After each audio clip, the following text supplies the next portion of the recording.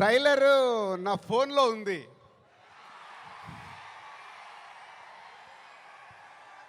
కానీ మీ దగ్గరకు వచ్చే వరకు మేము ఇంకా చాలా వర్క్ చేయాల్సింది ఉంది.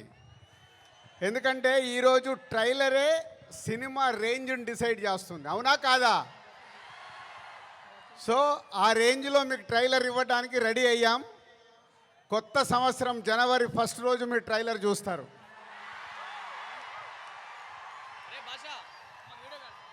ముందుగా హలో విజయవాడ. సినిమా అంటేనే విజయవాడ. తెలుగు సినిమా పుట్టినిల్లు విజయవాడ.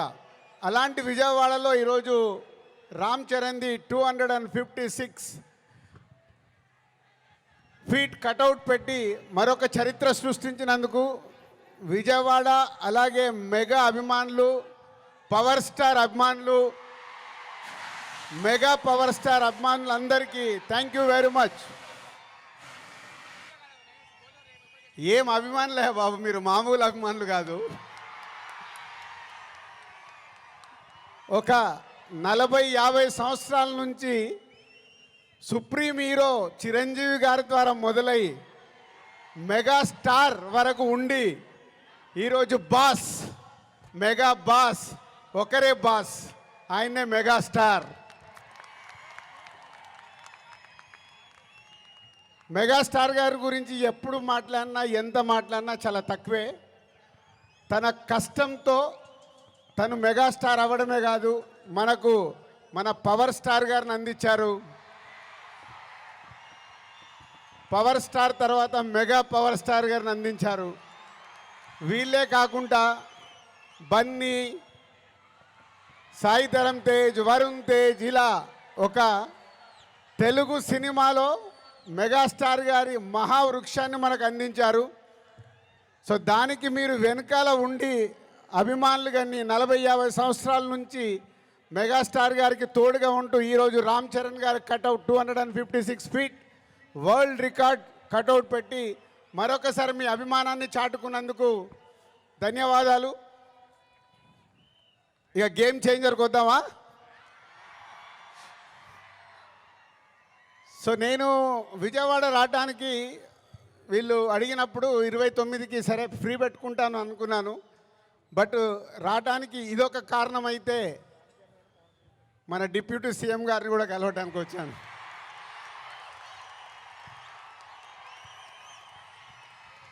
అమెరికాలో ఈవెంట్ చేశాం, గ్రాండ్ సక్సెస్. సో ఈరోజు నిన్న మీరు టీవీలలో చూసుంటారు, అక్కడ చూసిన వాళ్ళు అప్పుడు ఎంజాయ్ చేశారు. మరి అమెరికాలో అంత గ్రాండ్ సక్సెస్ అయ్యాక మన డిప్యూటీ సీఎం గారు ఆధ్వర్యంలో ఈవెంట్ చేస్తే ఎలా ఉంటుంది, దాని గురించి మాట్లాడదామని వచ్చాను.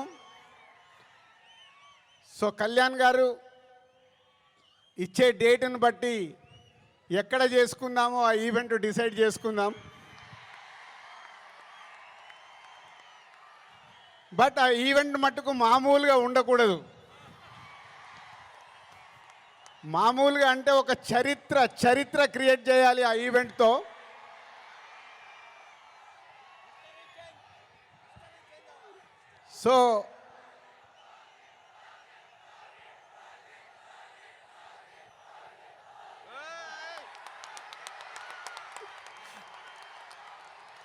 సో గేమ్ చేంజర్ అయ్యాక ఓజీ మీదకి షిఫ్ట్ అవుదాం. సో ఇందాక నేను విజయవాడకు బయలుదేరినప్పుడు 1 o'clock చిరంజీవి గారికి ఫోన్ చేశాను.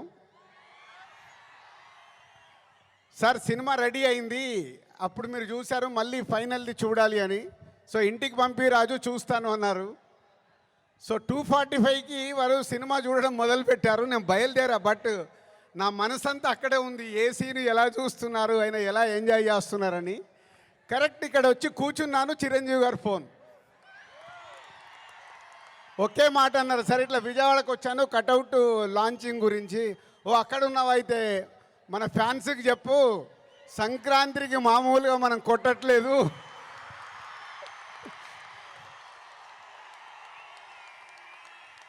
సో సినిమా చూశారు, మళ్ళీ చిరంజీవి గారు చూసి అది ఒకే ఒక మాట చెప్పారు, జనవరి 10 డెఫినెట్గా మీరు మెగా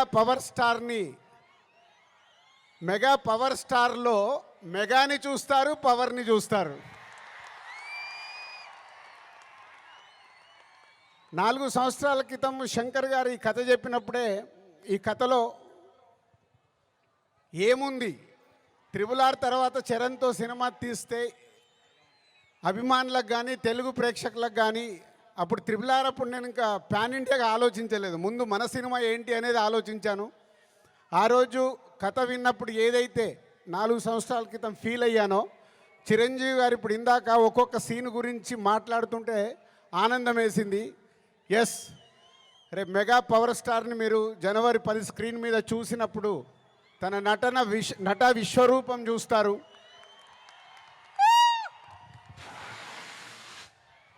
ఐఏఎస్ ఆఫీసర్గా, కొద్దిసేపు పోలీస్ ఆఫీసర్గా, ఇంకొద్దిసేపు ఒక పొలిటికల్ లీడర్గా ఉండాల్సిన లక్షణాలతో ఇలాంటి ఎన్నో దాంతో ఉంటూ శంకర్ గారి మార్క్ పాటలు రేపు బిగ్ స్క్రీన్స్ మీద మీరు చూడబోతున్న 5 పాటలు దేనికి అదేలాగుంటాయి.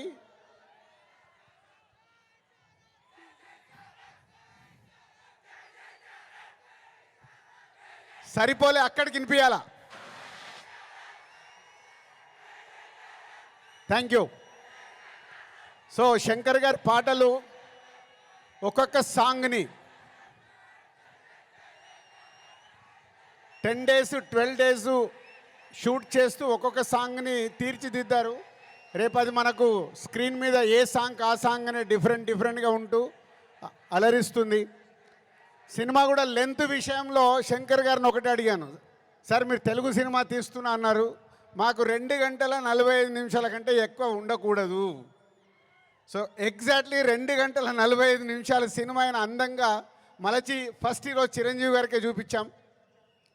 సో అలా సినిమా మీకు పరిగెత్తుతూ ఉంటుంది, ఎక్కడ ఆగకుండా ఆ హీరోయిజం, డ్యాన్సులు, ఫైట్లు, ఏది కావాలో ప్రేక్షకులకి అది అందిస్తూ అన్ప్రెడిక్టబుల్.